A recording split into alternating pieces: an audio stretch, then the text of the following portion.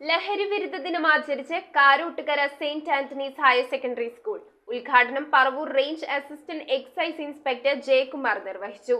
ലഹരി വിരുദ്ധ ദിനത്തിന്റെ സന്ദേശം ജനങ്ങളിൽ എത്തിക്കുക എന്ന ലക്ഷ്യത്തോടെ വിദ്യാർത്ഥികൾ തെരുവ് നാടകം അവതരിപ്പിച്ചു.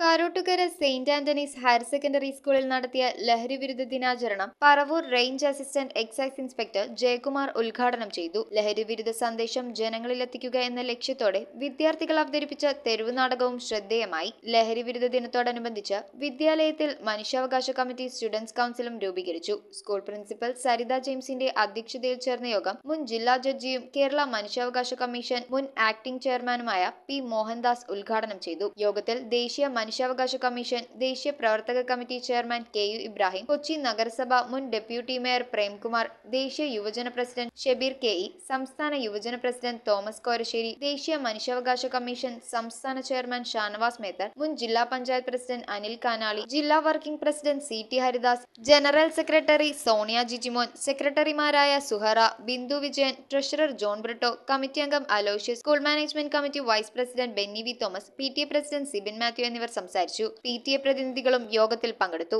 News bureau, Paravur. സ്വർണ്ണാഭരണങ്ങളുടെ വൈവിധ്യമാർന്ന കളക്ഷൻസ് 250 മില്ലി മുതലുള്ള കുട്ടിവളകൾ, 1.5 ഗ്രാമിൽ തുടങ്ങുന്ന മാലകൾ, 2 ഗ്രാം മുതലുള്ള വലിയ വളകൾ.